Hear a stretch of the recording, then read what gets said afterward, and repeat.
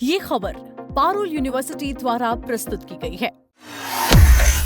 अगर आप नौकरी करते हैं और आपका पीएफ कटता है तो ये खबर आपके लिए बहुत अहम है। ईपीएफओ ने 2026 में अपने पूरे सिस्टम में बड़ा बदलाव किया है। ये बदलाव सिर्फ छोटे मोटे अपडेट नहीं है, बल्कि पूरे पीएफ सिस्टम को तेज, डिजिटल और आसान बनाने की कोशिश है। सरकार का मकसद साफ है कि जो पैसा सालों से आपका है, उसे जरूरत पड़ने पर बिना झंझट जल्दी मिलना चाहिए। पीएफ निकासी हुई आसान। पहला ये है, पहले पीएफ निकालना कई लोगों के लिए सरदर्द था। फॉर्म भरना, ऑफिस के चक्कर लगाना, हफ्तों इंतजार करना, ये सब आम बात थी। लेकिन अब जो नया सिस्टम लागू हुआ है, उसमें सबसे बड़ा बदलाव ये है कि पीएफ क्लेम अब सिर्फ 3 दिनों में सेटल किया जा सकता है। यानी अगर आपने सही तरीके से ऑनलाइन क्लेम किया तो पैसा सीधे आपके खाते में बहुत जल्द आ जाएगा। दूसरा है, पूरा सिस्टम हुआ डिजिटल। इस बदलाव के पीछे ईपीएफओ का नया डिजिटल और ऑटोमेटिक प्रोसेसिंग सिस्टम है। अब ज्यादातर क्लेम बिना मैनुअल जांच के ही सिस्टम के जरिए वेरीफाई हो जाते हैं। इसका मतलब यह है कि जहां पहले फाइलें अटक जाती थी, अब वही काम मशीन और डेटा के जरिए तेजी से पूरा हो रहा है। तीसरा है, पीएफ निकालने के नियम हुए आसान। आपको बता दें, नए नियमों में से स्पीड ही नहीं बढ़ाई गई, बल्कि पीएफ निकालने के नियमों को भी आसान किया गया है। पहले पीएफ निकालने के लिए अलग अलग कैटेगरी और शर्तें थी, जिन्हें समझना भी बहुत मुश्किल होता था। अब इन नियमों को सरल बनाकर कम कैटेगरी में बांट दिया गया, ताकि कर्मचारी आसानी से समझ सकें कि कब और कितना पैसा निकल सकता है।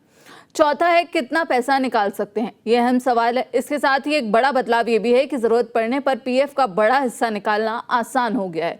अगर कोई व्यक्ति बेरोजगार हो जाता है तो वो 1 महीने बाद अपने पीएफ का करीब 75% हिस्सा निकाल सकता है और 2 महीने बाद पूरा पैसा भी निकाल सकता है। यानी अब पीएफ सिर्फ रिटायरमेंट का पैसा नहीं, बल्कि इमरजेंसी में काम आने वाला फंड बन गया है। पांचवा है, अब नॉमिनेशन नहीं किया तो पीएफ फंस सकता है। सरकार ने यह भी सुनिश्चित किया है कि सिस्टम पूरी तरह डिजिटल हो जाए। अब क्लेम से लेकर केवाईसी अपडेट और नॉमिनेशन तक लगभग हर काम ऑनलाइन किया जा सकता है। इससे न सिर्फ समय बचेगा, बल्कि भ्रष्टाचार और देरी की समस्या भी कम होगी। लेकिन इस नए सिस्टम में एक चीज बेहद जरूरी कर दी गई है, और वो है ई नॉमिनेशन। अगर आपने अपने पीएफ अकाउंट में नॉमिनेशन अपडेट नहीं किया तो आपका क्लेम अटक सकता है। यानी पैसा आपके होने के बावजूद आपको नहीं मिल पाएगा जब तक आप नॉमिनेशन पूरा नहीं करते।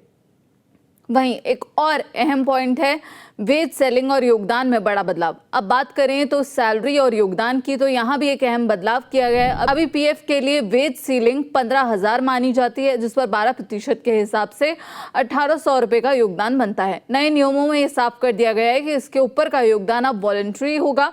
यानी कर्मचारी चाहे तो ज्यादा पैसा पीएफ खाते में डाल सकते हैं, लेकिन ये मैंडेटरी नहीं होगा। अब पीएफ खाता पहले से भी ज्यादा सुरक्षित। इसके अलावा ईपीएफओ ने अपने पूरे सिस्टम को एक सेंट्रलाइज्ड डिजिटल प्लेटफॉर्म में बदला है। इसका फायदा ये होगा कि आपका पीएफ अकाउंट अब किसी एक ऑफिस से जुड़ा नहीं रहेगा। आप देश के किसी भी हिस्से में जाकर अपनी सेवाएं इस्तेमाल कर सकते हैं। तो कुल मिलाकर देखें तो ये बदलाव सीधे तौर पर करोड़ों कर्मचारियों के लिए राहत लेकर आए हैं। अब पीएफ निकालना आसान है, पैसा जल्दी मिलता है और प्रक्रिया पूरी तरह ऑनलाइन हो गई है। खास बात यह है कि ये सिस्टम ऐसे समय में आया है जब लोगों को नौकरी में अनिश्चितता और अचानक पैसों की जरूरत ज्यादा महसूस हो रही है।